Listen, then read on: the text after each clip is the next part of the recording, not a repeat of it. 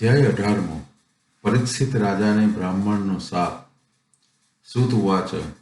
सूत बोल्या, जे परीक्षित माताना उदरमा अश्वत्थामाना अस्त्रથી બળી ગયો હતો, છતાં અદ્ભુત કર્મ કરનાર ભગવાન શ્રી કૃષ્ણની કૃપાથી મરણ પામ્યો ન હતો અને બ્રાહ્મણના કોપથી આવેલા તક્ષકનાગથી પ્રાણના નાશરૂપ મોટો ભય આવ્યો ત્યારે પણ ગભરાયો ન હતો।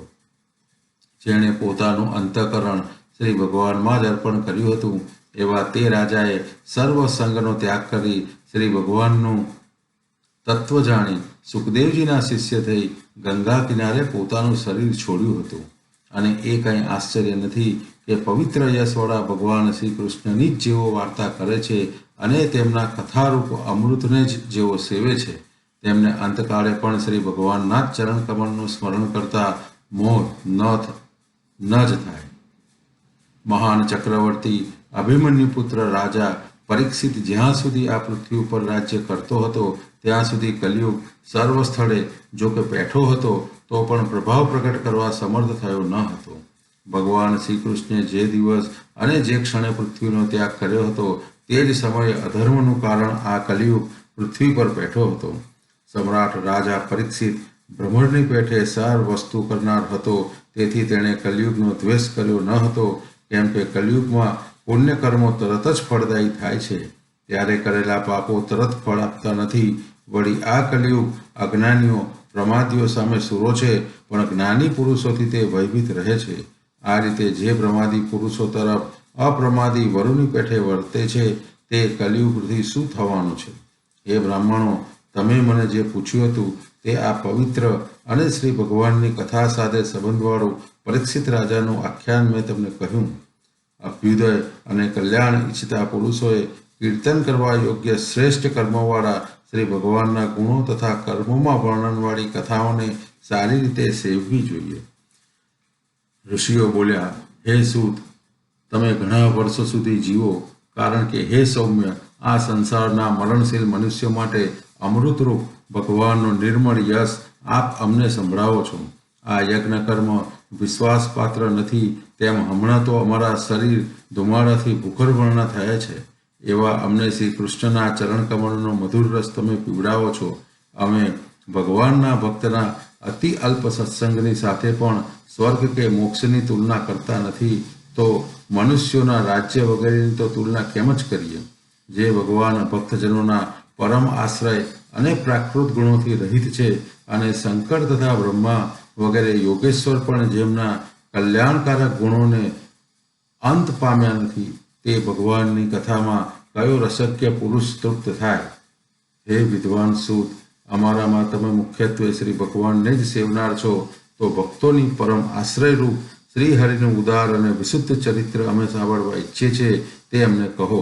મહાન ભક્ત અને વિશાળ બુદ્ધિવાળા તે પરીક્ષિત સુખદેવજીએ કહેલા શ્રીમદ ભાગવત રૂપી જ્ઞાનથી મોક્ષરૂપ શ્રી ભગવાનના ચરણને પામ્યા।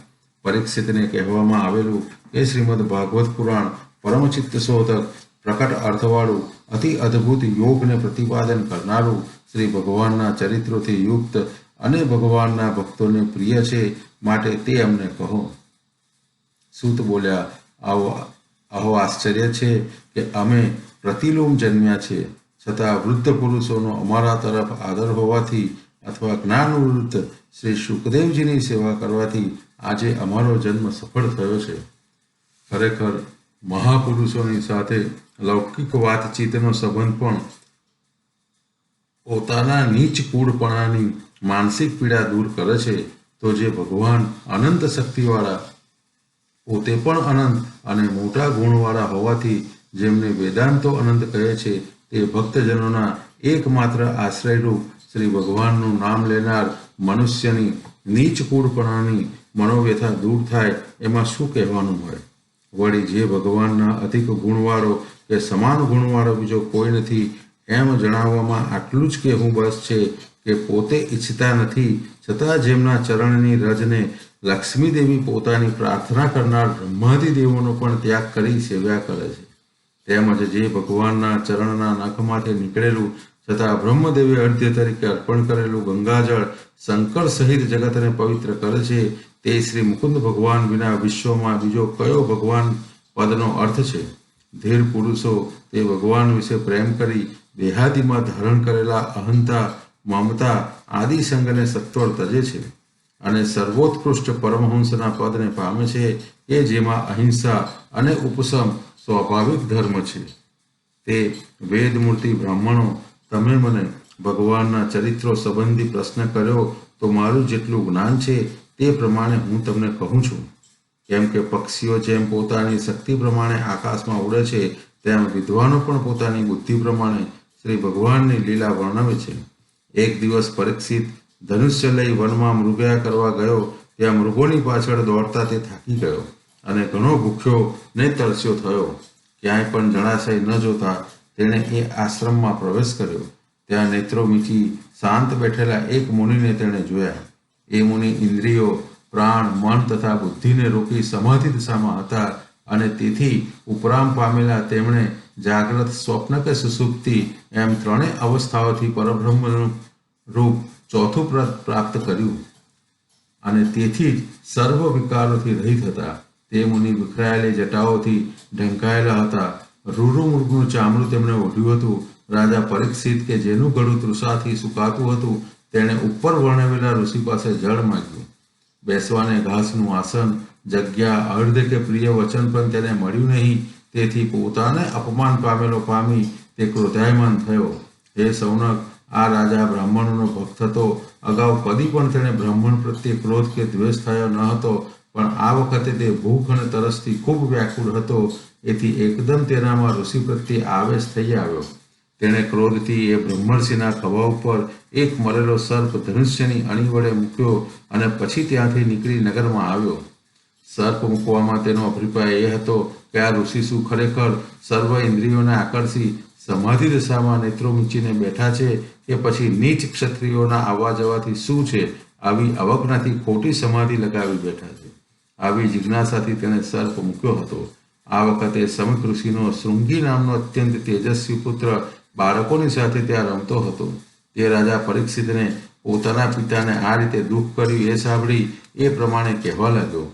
અહો, કાગડાઓની પેઠે બલી ખાઈ ખાઈને પુષ્ટ બનેલા રાજાઓનો આ કેટલો અધર્મ છે. દ્વાર રક્ષક પુત્રો પોતાના માલિકની સાથે બેવફાઈથી વર્તે, તેમ અમારે બાળને પહેરો દેનાર આ લોકો પોતાના સ્વામીની સાથે દુષ્ટતાથી વર્તે છે. બ્રાહ્મણોએ નીચ ક્ષત્રિયને દ્વારપાળ માન્યો છે. તે દ્વારપાળ બ્રાહ્મણના ઘરમાં બેસી જઈ સ્વામીના પાત્રમાંનું અન્ન તે કેવી રીતે ખાઈ શકે? અવળે માર્ગે જનારાઓને શિક્ષા કરનાર ભગવાન શ્રી કૃષ્ણ ગયા. જેથી મર્યાદાનો ભંગ કરનાર આવા રાજાઓને હવે હું શિક્ષા કરીશ. તમે મારું બળ જુઓ. મિત્ર ઋષિ બાળકોને એમ કહી ક્રોધથી લાલ નેત્રવાળા ઋષિકુમારે કૌશિકી નદીના જળનું આચમન કરી આવો શ્રાપ આપ્યો. જેણે આ રીતે મર્યાદાનો ભંગ કરી મારા પિતાનો અપરાધ કર્યો છે, તે કુલાંગાર રાજાને આજથી 7મે દિવસે મેં મોકલેલો તક્ષકનાગ કરડશે. પછી તે ઋષિકુમાર આશ્રમમાં આવી ત્યાં જેમના ગળામાં મરેલો સર્પ હતો એવા પિતાને જોઈ દુઃખી થઈ પોકે પોકે રડવા લાગ્યો. હે સૌનક, અંગિરસ ગોત્રના સમિક ઋષિએ પુત્રનો વિલાપ સાંભળી ધીમેથી આંખો ઉઘાડી પોતાના ખભા પર મરેલો સર્પ જોઈ તેને ગળામાંથી દૂર કરી તેમણે પુત્રને પૂછ્યું, હે વત્સ, તું કેમ રડે છે? તારો કોણે અપરાધ કર્યો છે? તે સાંભળી ઋષિકુમારે તે વૃત્તાંત તેમને જણાવ્યો. શાપ આપવાના અયોગ્ય મહારાજા પરીક્ષિતને પોતાના પુત્રે શાપ દીધો એ સાંભળી સમિકે પુત્રને અભિનંદન ન આપ્યું. ઠીક કર્યું એમ ન કહ્યું. અહો અજ્ઞાની પુત્ર, અત્યંત ખેદની વાત છે કે તે મોટું પાપ કર્યું છે. રાજાનો અપરાધ નાનો છે, છતાં તે શિક્ષા ઘણી મોટી કરી છે. એ કાચી બુદ્ધિના પુત્ર, પ્રજાનું પાલન કરનારો રાજા એ તો વિષ્ણુ ભગવાનનું સ્વરૂપ છે. તેને તું મનુષ્ય સમાન માને એ યોગ્ય નથી. જેના દુઃસહ તેજથી રક્ષાયેલી પ્રજાઓ સર્વ તરફથી નિર્ભય અને કલ્યાણ પામે છે. હે પુત્ર, રાજા નામ ધારણ કરનાર આ વિષ્ણુ ભગવાન પોતે જ છે. તે તારા શાપને લીધે આ જગતમાંથી અદ્રશ્ય થશે. ત્યારે આ જગત રક્ષણ રહિત થઈ ચોર લોકોથી ભરપૂર બની ઘેટાઓના ટોળાની પેઠે ક્ષણવારમાં નાશ પામશે. અહો અફસોસ, લોકોના નાથ આ રાજા હવે નાશ પામશે, એટલે લૂંટારાઓ લોકોના ધન લૂંટશે. તે પાપ વિના કારણ આપણને જ લાગશે. મનુષ્યો એકબીજાનો નાશ કરે, પરસ્પર કઠોર શબ્દ કહે, એકબીજાના પશુઓ, સ્ત્રીઓ તથા ધન લૂંટી લે અને લગભગ ચોર બની જાય. વળી તે સમયમાં વર્ણો અને આશ્રમોના આચાર સંહિતા મનુષ્યોનો વેદોક્ત સદાચાર વિનાશ પામે અને તેથી કૂતરા અને વાંદરાની પેઠે એકબીજાના અર્થ કામને લઈ લેવાના મનવાળા મનુષ્યોમાં વર્ણ સંકરતા ઊભી થાય. ચક્રવર્તી રાજર્ષિ પરીક્ષિત ધર્મનું રક્ષણ કરનાર, મોટી કીર્તિવાળો, સાક્ષાત ભગવાનનો ભક્ત અને અશ્વમેઘ યજ્ઞ કરનારો છે. આવો એ રાજા ક્ષુધા અને તૃષાથી શ્રમથી યુક્ત થઈ દીન બન્યો હતો ત્યારે શાપને યોગ્ય ન હતો. પુત્રને એમ કહી ભગવાન પ્રત્યે પ્રાર્થના કરી, આ કાચી બુદ્ધિના બાળકે નિરપરાધી પોતાના સેવકો ઉપર પાપ કર્યું છે, તેને શરૂઆતમાં ભગવાન ક્ષમા કરવા યોગ્ય છે. ભગવાનના ભક્તો તિરસ્કારા હોય, ઠગાયા હોય, શાપ આપેલા હોય, અપમાન કરાયા હોય અથવા મારેલા હોય તો પણ પોતે સમર્થ હોવા છતાં તેનો બદલો લેતા નથી. એ પ્રમાણે પુત્રે કરેલા રાજાના અપરાધથી મહામુનિ સમીપ પશ્ચાતાપ કરવા લાગ્યા. પરંતુ રાજાએ પોતાનો અપરાધ કર્યો હતો તેનો તેમણે વિચાર પણ કર્યો નહીં, કેમ કે સત્પુરુષો જગાપ્યું હોય તો પણ ઘણું કરી આનંદ કે ખેદ પામતા નથી, કારણ કે તેઓ એ સમજે છે કે આત્માને સુખ દુઃખનો આશ્રય છે જ નહીં. વિશે અધ્યાય 18 સમાપ્ત. શ્રી કૃષ્ણ કનૈયા લાલ કી જય.